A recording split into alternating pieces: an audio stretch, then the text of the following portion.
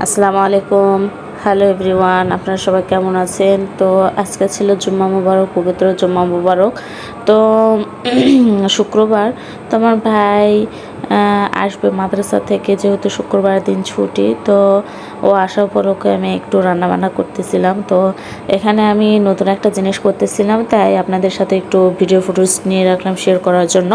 তো আমি এখানে তেঁতুলের আচার করতেছি, কারণ আমার ভাই আর আমি দুইজনে আচার খুব পছন্দ করি। আর তার মধ্যে যদি তেঁতুলের আচার হয় তার তো কোনো কথাই নেই। তো দেখেন এখানে আমি পরিমাণ মতো সরষের তেল নিয়ে নিয়েছি, আর এখানে পাঁচফোড়ন আমি দিয়ে দিলাম, পাঁচফোড়ন।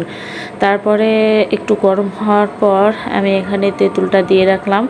আচ্ছা, তেঁতুলটা আমি গাছ থেকে নামার পর, আমাদের যেহেতু গাছ আছে, তো গাছ থেকে নামার পর ভিতরে যে বিচিটা থাকে ওইটা আমি হেঁটে নিয়েছি, মানে খুলে নিয়েছি। তারপরে একটু পানিতে ভিজে রাখছিলাম 2-3 ঘন্টার জন্য। তারপরে হাত দিয়ে ভালো করে মেখে মেখে একটু নরম করে নিয়েছি।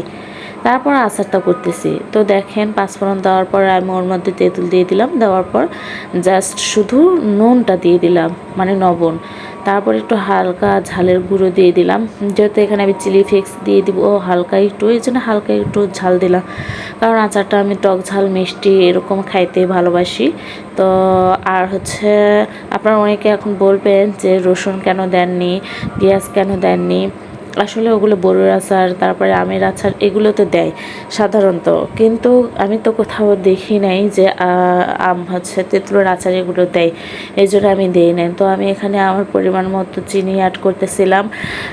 তো এখানে চিনি অ্যাড করে আমি একটু লাড়াটার পর একটু চেখে দেখি একটু হয় নাই। তো পরে আমি এখানে একটু সিক্রেট একটু মশলা বানিয়ে নিয়েছিলাম। এখানে অনেক রকমের মশলা, যেমন ধনিয়া, জিরে, তারপরে হচ্ছে একটু মরিচ, শুকনা মরিচ ভাজার পর যে হচ্ছে চিলি ফ্লেক্স যেরকম আমরা বানাই ওরকমভাবে।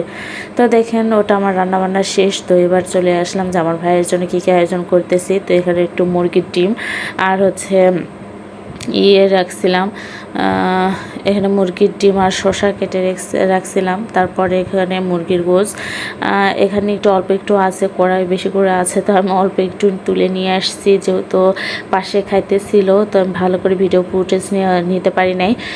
তারপরে এখানে হচ্ছে কাটা কাঁঠাল, একদম কাঁচা কাঁঠাল তরকারি রান্না করে না, তো এটা আমি ভেজেছি।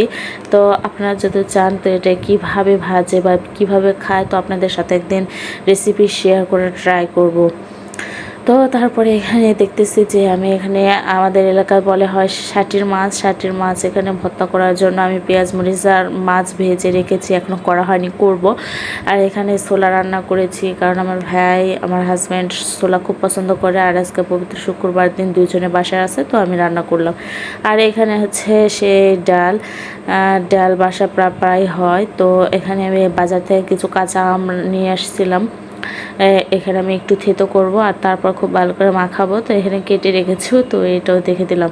আর এর পাশে এটা আমার ছেলের জন্য, এখানে এটা হচ্ছে রসমালাই। তো আমার ছেলে ঘুমা আছে, ঘুম থেকে ওঠার পর রসমালাই খাবে, এই জন্য ফ্রিজ থেকে একটু আধা ঘন্টা আগে বের করে নিয়েছি। তো আজকে এটুকু আয়োজন আমার। সবাইকে পবিত্র জুম্মা মোবারক, সবাই ভালো থাকবেন, আল্লাহ হাফেজ। আর হচ্ছে এরকম ভিডিও পাইতে চাইলে বেশি বেশি করে কমেন্ট করবেন, শেয়ার করবেন।